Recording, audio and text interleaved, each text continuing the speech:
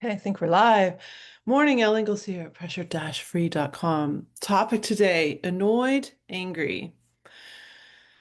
I knew when I started creating the pressure-free method that if we felt annoyed, if we felt angry or anxious, those were two emotions that could trigger the stress response. But as I started to deeply reflect on that, I thought, well, what about just feeling a little bit annoyed about something? Because I realized that it's pretty rare for me to feel angry. And I'm not very nervous or anxious most of the time. I do have particular things that will trigger that in me, of course, like anybody, but I get annoyed. So I started to delve into that, think, okay, what do I get annoyed about?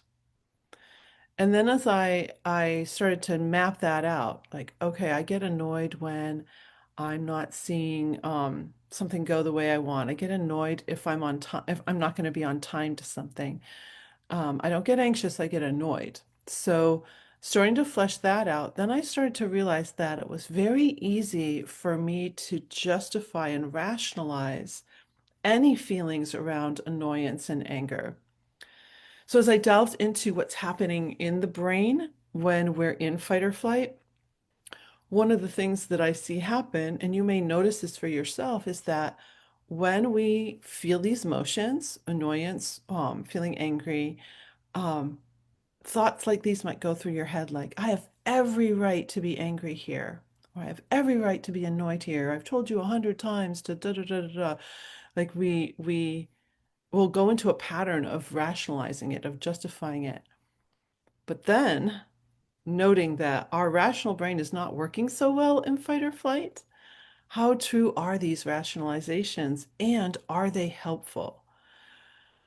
Bottom line, triggering the stress response is going to affect every one of your bodily processes and how your brain functions. So knowing that and thinking about that, when you start to think, okay, is there any reason why I would want to mess up this organism, the way I think and the way my digestion works, the way my heart works, the way my lungs work, the way all of my bodily processes work for hours because I'm upset about something, I'm angry about something, or I'm annoyed about something. When I asked that to myself, I said, honestly, no. Like the most important thing is that I remain healthy because then I'm going to be so much better to solve the situation and so much better for everybody around me, no matter what the thing is. So, as I started to reflect on that and think about it, I realized that annoyance and anger kind of fall on a continuum. So you can be a little bit annoyed, this thing keeps happening, and then suddenly you're just full-blown angry. We hear the words passive aggressive, like people will hold back their anger. In fact, people and my clients will ask me about that. It's like, am I pushing down my anger? That's not a good idea. That can really lead to some serious issues. So how do we approach annoyance and anger here in my practice? You feel the emotion, but you pause. Okay. You can ask yourself a couple of questions like, am I really just annoyed here or am I really angry? Like you're thinking about it. In the moments that you're thinking about it, you're protecting yourself from your heart rate going up and releasing that first flood of hormones. You've got about 10 seconds from any sort of stimulus coming at you before you will actually start those two mechanisms in your brain to create the whole stress response from happening. 10 seconds is plenty of time to think about, is it worth it? Is it worth it? As I kept asking myself that question, the answer was, it's not worth it. It's not worth it. I had suffered from eczema for 35 years, and suddenly it was gone because I stopped overreacting to all the little annoyances. I was overreacting. So you can then use your true rational brain and say, I don't need to overreact here. This is this situation. What we need to do to solve it is da da da da da da. Or you're just patient. We're in a rush society, so 10 seconds feels like a long time. 1001, 1002, 1003. I'm not going to wait 10 seconds to continue sharing with you. it's plenty of time to interrupt that stress response and choose your response to what's going to happen next rather than overreact. And if you overreact in anger, that's when we'll often, and annoyance, will say and do things we later regret that make situations worse. If you go back in time and look at times where you've exploded in anger, how was that helpful? I've seen people get incredibly angry at children, and I see the light go out in the child's eyes. I see the light go out in the adult's eyes. It's like we retreat. Something in us retreats when we're assaulted with anger. A coach asked me one day what I thought about rage rooms where you can go and break stuff. And I had an immediate response about what I think about them. But then later I really had to think about it more deeply. Um, because I know that sometimes psychologists and therapists will encourage people to pound their pillow, so you don't hurt the person. So I started to think about that. Okay, is pounding the pillow, is breaking stuff, is that an overreaction? And if you feed an overreaction, does it become a subconscious reaction? So that then the next time you're angry about something, maybe it's something a child does, like you just have an instant reaction, overreaction of breaking stuff. It's interesting to think about. When I think about people who have had issues with violent tendencies, it's a subconscious reaction. They've done it so many times that it's just an immediate reaction. And so backing that all out, my answer was I'm not a fan because I think it can feed that subconscious reaction to when things don't go your way, when you're frustrated, let's just break stuff. Let's just hurt things. So I'm not a fan of those. Um, I'm truly a fan of taking that 10 seconds.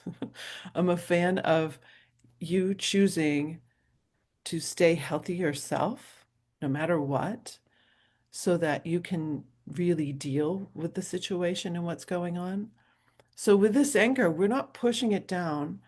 We're feeling the emotion, but we're not overreacting, which would cause a more accelerated anger, um, more violent anger, because we go into fight or flight. And if you have an aggressive tendency or you're feeling angry, you'll move into more aggression. I think it could just help so many people to understand this because the fights that we have, the verbal fights. I'll close with this study. I found it years ago. I never recorded it. I need to go find it again, maybe. But some of the things that I found back in 2010 are not even on the internet. Like the internet was so new back then, so people didn't store things. But I came across a study, I think it was done at the University of Texas, where married couples they had a disagreement and um, they were placed in different groups. One held the disagreement but didn't talk about it. One held the disagreement, had a discussion about it, and one had a disagreement and fought about it. All three of the groups, just holding the disagreement, um, had excess stress hormones in their bloodstream. I thought that was interesting. So it was affecting them, even if they didn't talk about it. Um, And so holding resentment, like holding it, that's a tension. If you're resenting something, if you're annoyed about something and you're holding it, you very likely might be releasing too much of your stress hormones. And so that's another thing to look at. Like we can't hold it. So we've got to like assess it. Assess it. We have this amazing brain that is capable of so much assessment, but we don't do it very often.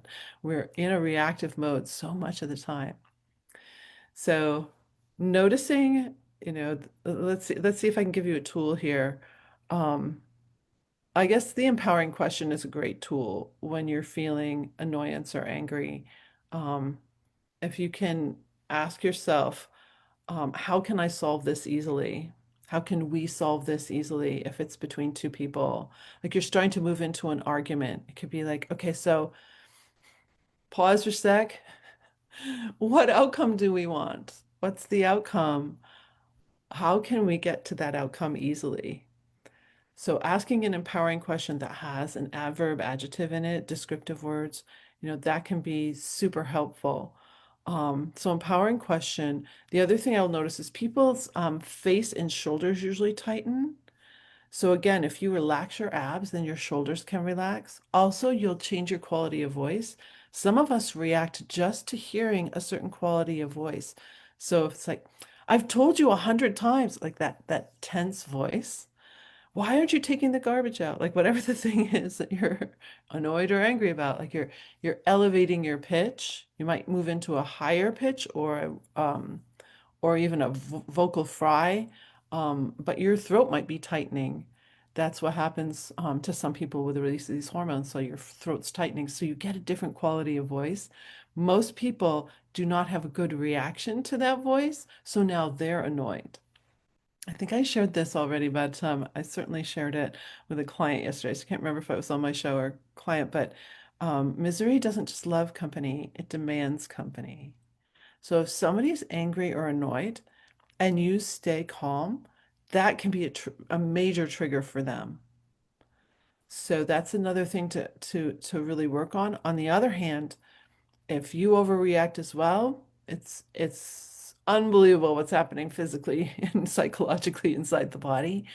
But if you can be a rock, it can be helpful to the other person to calm down. So choosing to stay grounded, choosing to stay in a state where you're not overreacting, that can be so helpful in the long run. At first, it may take a little bit of time. So sometimes when I'm working with a client, I'm like, please share what you're doing with your partner because we will be different. I remember my husband is like, you are so different. I'm just not overreacting to things that I used to overreact to so that we can get to solution faster. It's such a waste of time. I've worked with people who would have arguments, get very angry, and not talk to each other for days. And how is that helpful in a relationship to not be talking to each other and not solving things? So, so this is a really interesting anger and annoyance are interesting to pause and think about for yourself. Again, I had no idea I was reacting, overreacting to all sorts of little annoyances. So that may be a key for you to start to see, oh yeah, I have a pattern of this. When I see this on the floor, I have this reaction. When something isn't hung up or put away correctly, I have this reaction. Oh, the dishwasher is a good one. So everybody has their own idea about how to load a dishwasher or how to do the dishes, how to do anything. And if you feel that frustration, right, that's key. That's key right there.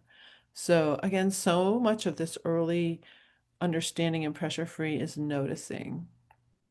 I was so unaware because again, once you trigger fight or flight, we can become very unaware of how we're overreacting again and again and again. So just catching one little thing will start to give you some traction, and then you'll start to notice more.